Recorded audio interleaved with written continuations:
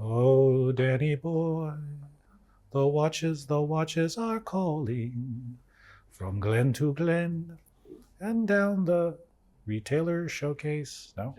And you'll be there in sunlight or in rain with a Seamaster or a Rolex. Oh, Danny boy, your watches, they love you so.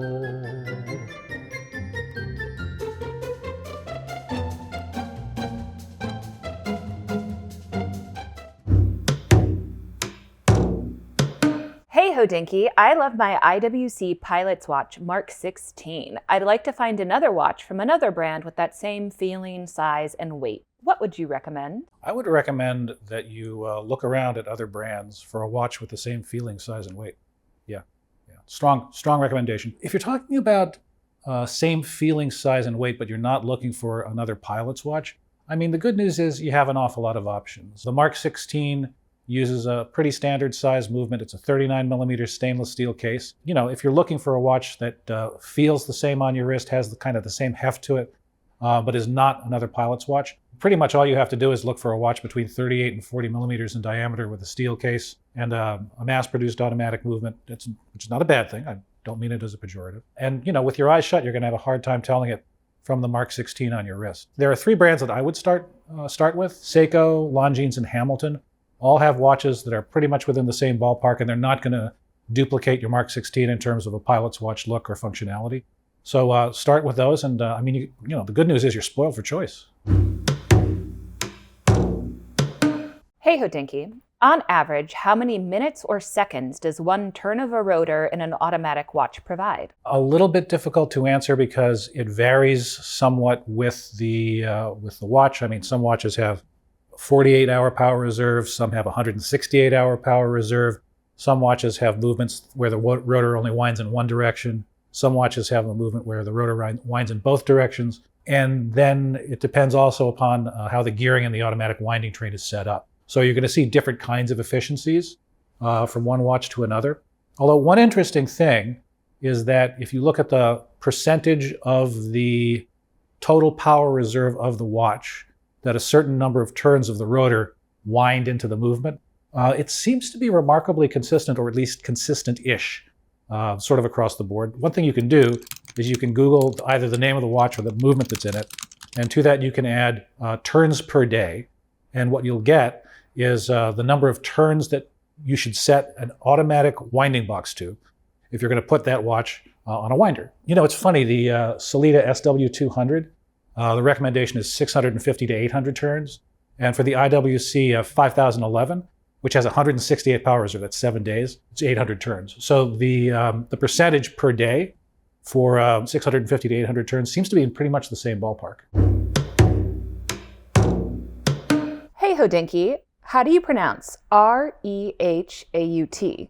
Any interesting design elements in this area? Yeah, rehaut is one of those words that I kind of actually avoid trying. I try to avoid saying it when I'm in Switzerland because I'm not actually 100% sure how it's pronounced. Whether or not you pronounce the final T in a French word, which has T as the last letter, depends on the word. Most of the time, I think you don't say it, but if the word is in the middle of a sentence, or if it's before a word that starts with a vowel, maybe you do. Anyway, that's all by way of saying that you have other options if you don't want to try and pronounce rehaut or rehaut. You can just say flange, because that's what it is. It is a flange of usually metal, which serves to connect the dial to the underside of the crystal so that there's no gap.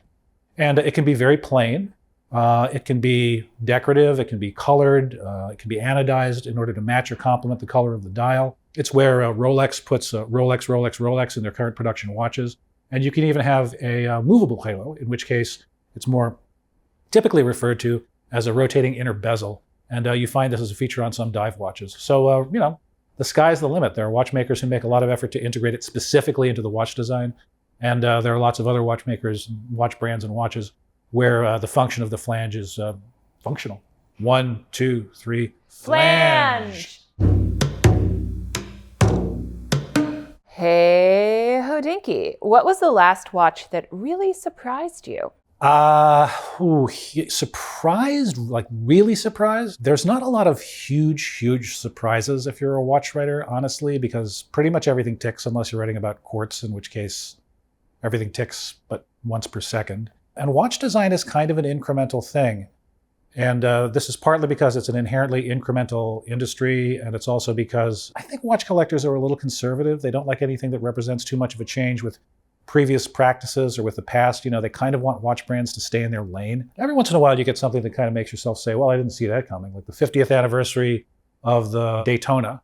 I don't know if we all convinced ourselves that Rolex was actually going to do this, but we were all kind of like hoping for, you know, like a steel bezel Daytona, you know, kind of like classic throwback to like a Paul Newman Daytona would have been great, you know, for the 50th anniversary. But what we got was a platinum Daytona with a dark brown ceramic bezel and a baby blue dial. I mean, there were people who were at Basel World that year who were like, wow. I don't think they were surprised, but I think they were like disappointed and they kind of thought Rolex might be trolling us. If I'm honest though, the biggest surprise that I've had wearing a watch in quite a while was this Louis Vuitton tambour light-up smartwatch that I just reviewed. And I mean, I really was not expecting to like it as much as I did. I wasn't expecting to have as much fun with it as I did.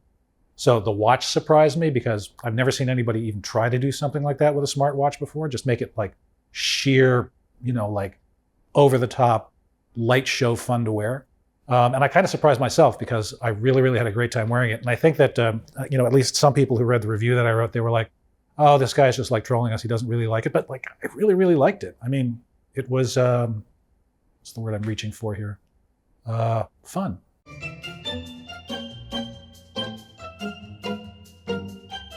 I'm so glad we had this time together, just to have a laugh or sing a song. Seems we just get started talking about watches, and before you know it, comes the time we have to say so long. Good night, everybody. Don't forget to like and subscribe.